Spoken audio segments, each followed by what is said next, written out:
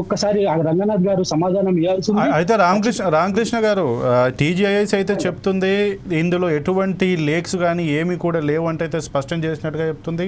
అలాగే ఇది మేము 2003లోనైతే ఏదైతే ఐఎంజీ కంపెనీకి సంబంధించినటువంటి భూమిని మేము ఇప్పుడు మళ్ళీ తీసుకుంటున్నాము, 2006లో దానికి రద్దు చేసి కోట్లాడు తెచ్చుకున్నాము తప్పించి దీన్ని మేము ఇప్పుడేమి లాక్కోవట్లేదు కదా అంటూ వాళ్ళైతే చెప్తున్నారు. దీన్ని ఏ విధంగా చూడొచ్చు మనం? ఎందుకంటే లేక్స్ లేవంటూ వాళ్ళు స్పష్టం చేసేసారు. చిన్న విషయం చెప్తానండి. నేను అక్కడ ఉన్నటువంటి టీఎన్జిఓస్ కాలనీలో దాదాపు 3 సంవత్సరాలు ఉన్నా. నేను అక్కడ ఉన్నటువంటి టీఎన్జిఓ కాలనీ నుంచి ఇప్పుడు నేను సపరేట్ ఇక్కడికి వచ్చిన బీఆర్ఎస్ అధికారంలో ఉన్నప్పుడు అదే టీఎన్జిఓస్ కాలనీకి రోడ్ వేసే క్రమంలో ఆ పక్కనే టీఎన్జిఓస్ కాలనీ ఒకటి ఉంటుందండి. అది రాజశేఖర రెడ్డి హయాంలో ఉన్నప్పుడు టీఎన్జిఓలకు అంటే అధికారులకు ఇచ్చినటువంటి భూమి, అది కూడా సెంట్రల్ యూనివర్సిటీ భూమి.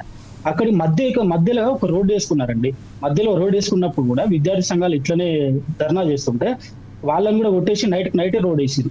అక్కడ ఖచ్చితంగా లేకుందని నేను చెప్పగలుగుతా. కావాలంటే రేవంత్ రెడ్డి గారు అన్నారంటే ఎవరన్నారంటే నేను చూపిస్తా. అక్కడ ఎన్ని నెమళ్ళు ఉన్నాయి, ఎన్ని అడవి పందులు ఉన్నాయి, కొత్త రకాల పక్షుల జాతులు ఎన్ని ఉన్నాయి, కొత్త రకాల చెట్ల జాతులు ఎన్ని ఉన్నాయి, మొత్తం నేను మీకు కల్లారా చూపిస్తా. ఆ హెలిప్యాడ్, అక్కడ ఉన్నటువంటి హెలిప్యాడ్ సరౌండింగ్. ఎందుకంటే నేను అక్కడ దాదాపు 3 నుంచి 4 సంవత్సరాలు అదే కాలనీలో ఉన్నా, అక్కడనే నేను తిరిగిన కాబట్టి నాకు తెలుసు ఆ విషయం. రేవంత్ రెడ్డి గారు ఇప్పుడు లేదన్నంత మాత్రాన, ఇప్పుడు ఏదో సమాధానం చెప్పినంత మాత్రం లేకుండా అయితే పోదు కదండి. దాన్ని రాత్రి అయితే పూడ్చలేరు కదా. ప్రకృతి నుంచి ఏర్పడినటువంటిది కదండి అది. ఒక 50 జేసీబీలు తీసుకొచ్చి ఇప్పుడు కొంచెమన్నా అనిపించాలి కదండి. ఆయన సీఎం అయినా కూడా పర్లేదు, ఇప్పుడు రాష్ట్రాన్ని నడిపే విధానము ఆయనకు తెలియట్లేదు అని చెప్పేసి ఇక్కడ స్పష్టం అవుతా ఉన్నది. అంటే ఇప్పుడు ఉన్న భూములను నమ్ముకుంటా పోతే గతంలో కేసీఆర్ చెప్పిండు రైతు ఎంత బాధలు అనుభవించినా చివరికి సావనైనా చేస్తాడేమో కానీ భూమిని నమ్ముకోడు అని చెప్పేసి రైతు విషయంలో రేవంత్ రెడ్డి మాట్లాడారు. ఇప్పుడు అదే ప్రభుత్వం దృష్టికి వస్తే మాత్రము ఎందుకు అమ్మాల్సి వస్తుంది? ఒకవేళ ఈ భూములు అమ్మకుంటే మీకు ఇన్కమ్ సోర్స్ ఎక్కడ కాదా? ఈ జిహెచ్ఎంసీలో ఇంతకుముందు నిన్నటి వరకు ట్యాక్సుల వసూల్లో దాదాపు 2,000 కోట్లు అది వచ్చింది.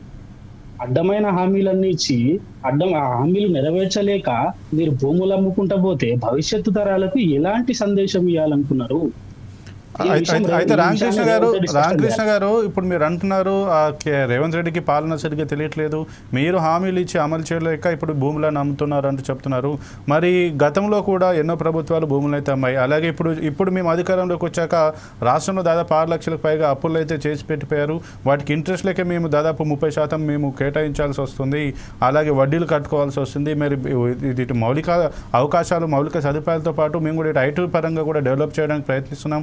దానికి కూడా మీకు కొన్ని భూములు కేటాయించాలి కదా, అలాగే వాటితో పాటు మాకు కూడా ప్రభుత్వానికి ఆదాయం రావాలి కదా. గతంలో కేటాయించినటువంటి భూములను మేము ఇప్పుడు తీస్తున్నాం తప్పించి కొత్తగా భూమిని అయితే మేము తీయట్లేదు అంటూ కూడా ఇటు ప్రభుత్వం తరపున కూడా అయితే వాదనలు వినిపిస్తున్నాయి. అది మీరు దీన్ని ఏ విధంగా చూస్తారు? మీరు పర్యావరణ పరిరక్షణ అలాగే చెరువులు ఉన్నాయంటున్నారు. మేము పర్యావరణానికి ఇబ్బంది కలగకుండానే ఈ యొక్క భూమిలో వేలం వేస్తున్నాం.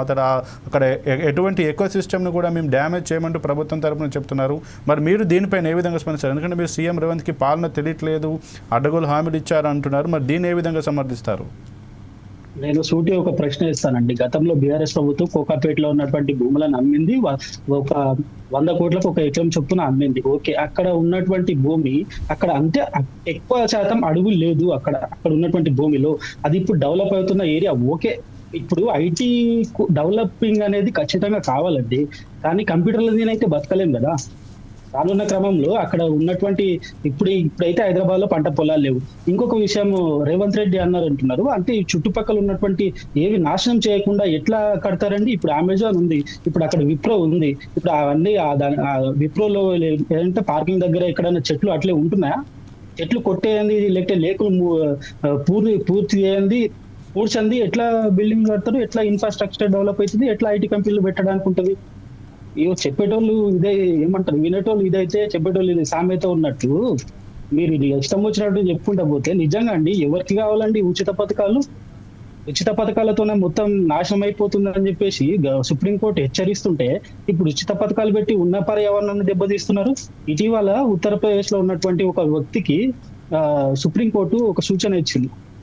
ఆయన బిల్డింగ్ కోసము దాదాపు 2,500 చెట్లను కొట్టేస్తే ఒక్కొక్క చెట్టుకు ₹1,00,000 చొప్పున ఆయనకి జరిమానా విధించింది.